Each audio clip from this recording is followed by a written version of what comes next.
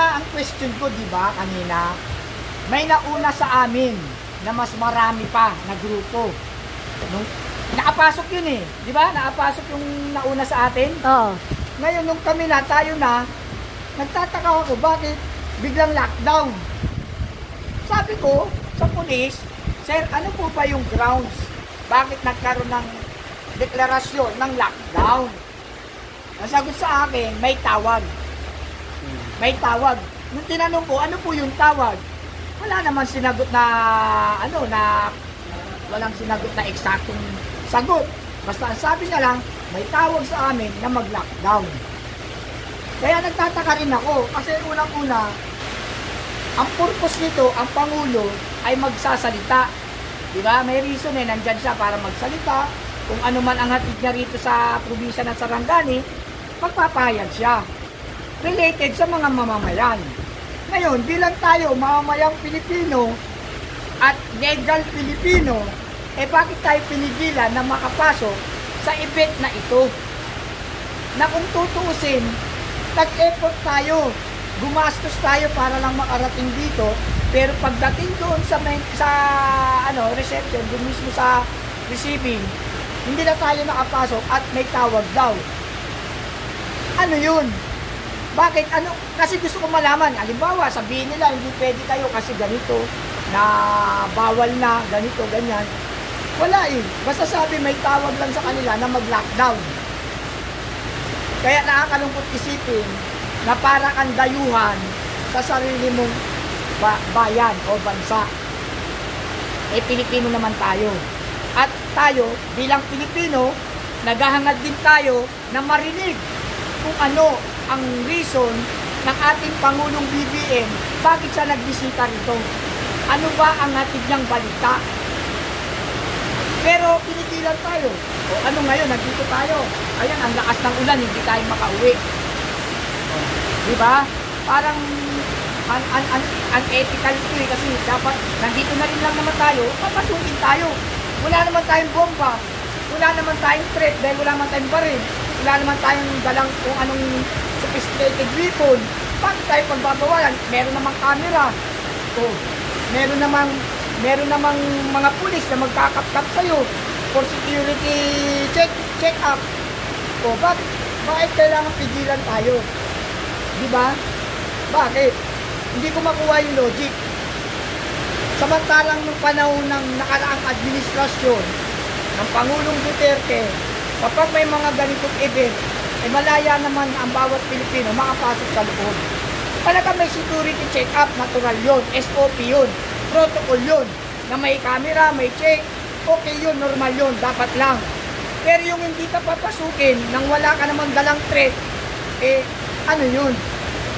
Ano talaga ang reason nun? Diba? Hi guys, so Ate Melvin nyo po to. Papakita ko sa inyo yung pagbaba na lang niya. Kasi dalawang military plane ang dumating at saka yung presidential plane ang nakita namin mismo sa Sarangani Provincial Capital. Alam mo kung bakit isang wala sila. Grabe man guys, di man tayo pinapasok. Lockdown na daw, kaya di na daw pwede magpapasok sa People's Green. Nakita eh.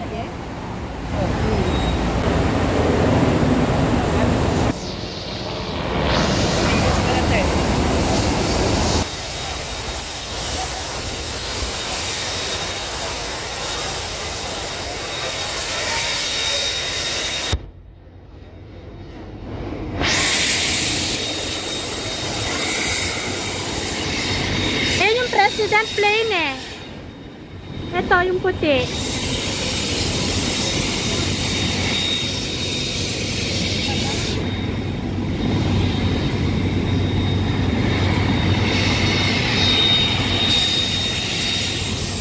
Tatlong plane.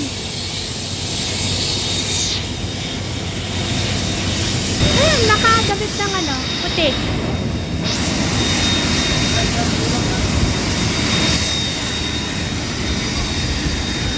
Andun na si BBM, oh.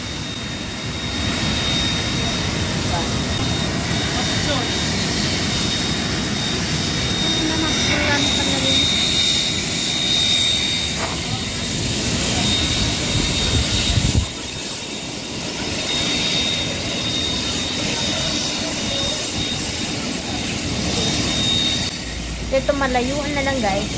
Takot sa tao si BBM. Lalo na yata pag vlogger.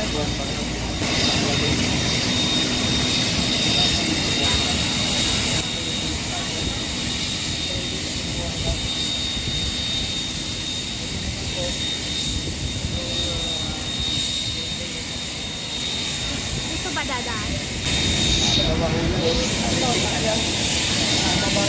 Nakababa na pala.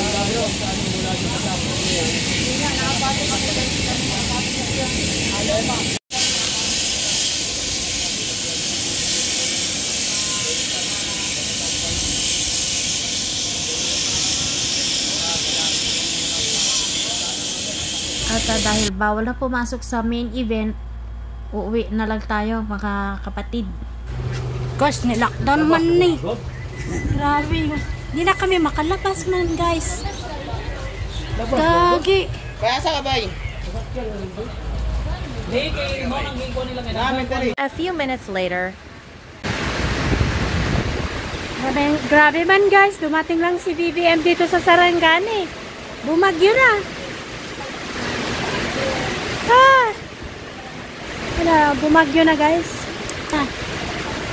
Lakas ng ulan. Kanina, pupunta po kami ng Provincial Capitol. Kasi nabalitaan namin na nandito sa Sarangani si BBM. Mamimigay daw ng farm machineries. Meron daw siyang kadiwa at mag-launching ng gawad puhunan para sa mga magsasaka. At pumunta kami doon. Pinapasok naman kami sa may entrada ng Provincial Capitol.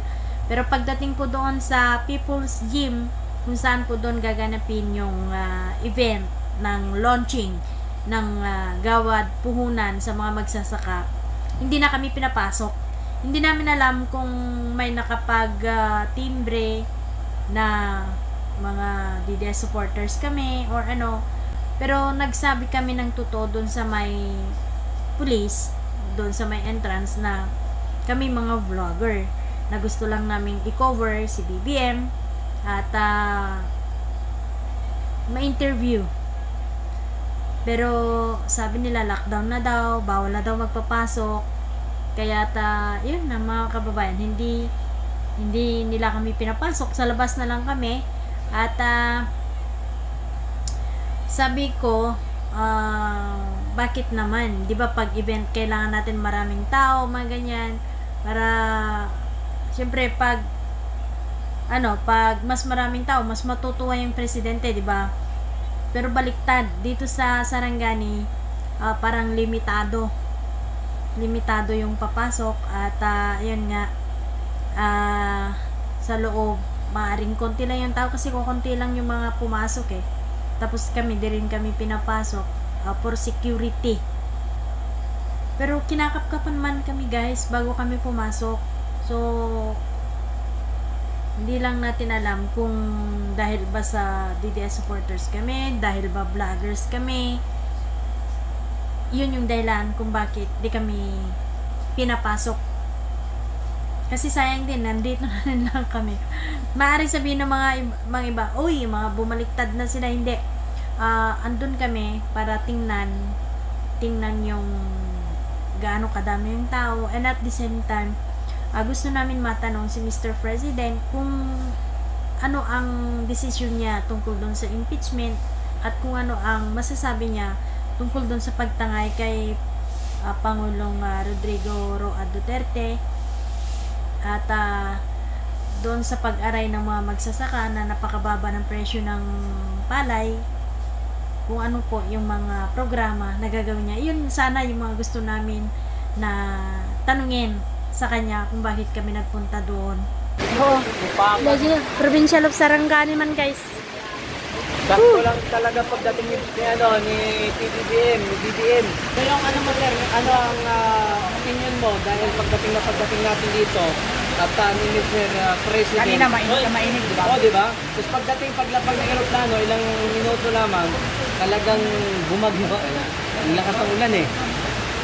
Masasabi ko dito sa biglang pagbagsak ng ulan na malakas, sakto naman nakapapasok ng Pangulo sa loob ng event.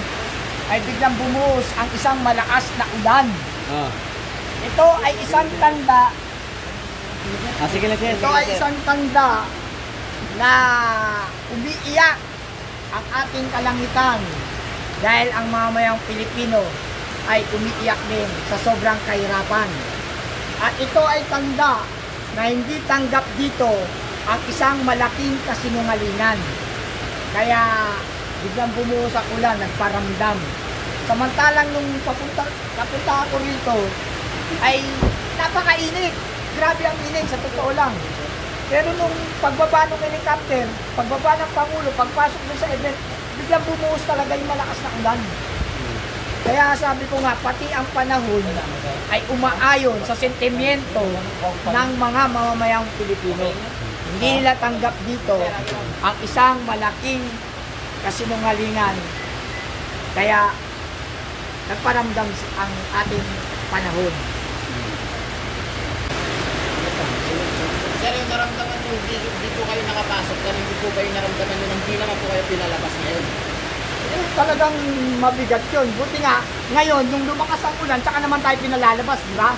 Tsaka naman sinabi nila, doon tayo dumaan, makakalabas kayo. Pero kanina ayaw tayong palabasin.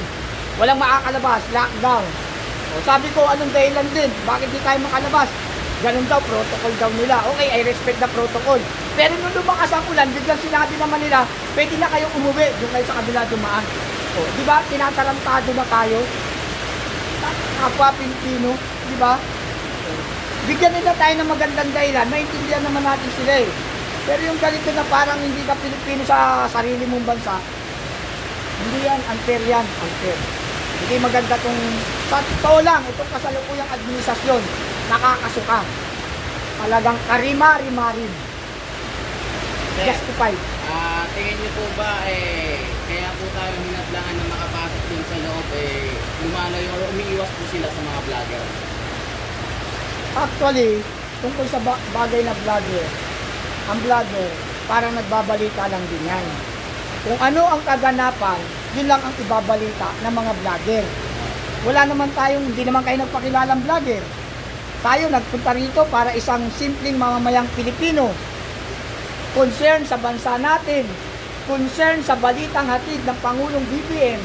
Gusto nating malaman at mapakinggan kung ano ang sasabihin niya sa atin. O bakit tayo pipigilan? Kay vlogger, kay ano ka pa? We have a right, entitled tayo as a Pilipino. Pero bakit inalisan tayong karapatan na makinig siya? Di ba? Kaya yung nararamdaman na sinasabi mo, masakit talaga yun kasi Pilipino tayo. Pangalawa, nagpunta tayo dito hindi para gumastos o magsayang ng pera para lang marinig ang payag ng ating Pangulong BBM. Pero, ito na nga, we waste our time. We waste money. Wala silang pakialam dyan eh. Dahil wala silang empathy sa mga mamamayang Pilipino. Nagpunta sila rito para himukin, siguro, para himukin na iboto ang alyansa. Diligawan nila ang probinsya ng Sarangani. Pero nagkakamali sila kung ang panahon nga, ayaw eh. Mga mamamayan pa, nakitang-kita na ang kanilang ginagawang kalukuhan sa bansa natin.